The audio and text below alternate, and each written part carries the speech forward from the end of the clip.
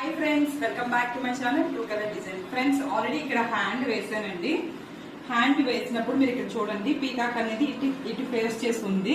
మనం రెండో hand same as tease వేసిస్తే ఈ పీకాక్స్ అనేవి మనం స్టిచ్ అయ్యేటప్పటికి రెండు ఒకవైపు వెళ్ళేటట్టు కనిపిస్తాయి. ఇలాంటి డిజైన్ ఏంటంటే మనం హ్యాండ్ అనేది చేంజ్ చేసుకోవాలండి.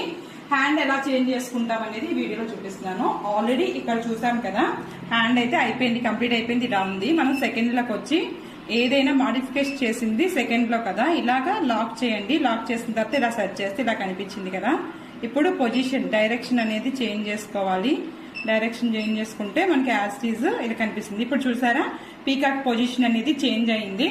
సో ఇప్పుడు మనం యాజ్ టీజ్ గా ఇలా పెట్టేసి ఫోర్త్ ఆప్షన్ లోకి వచ్చాక సెకండ్ హ్యాండ్ కి మార్క్ చేసిన దాని ప్రకారం పెట్టేసుకోవాలండి. ఇలా పెట్టేసి ఒక్కసారి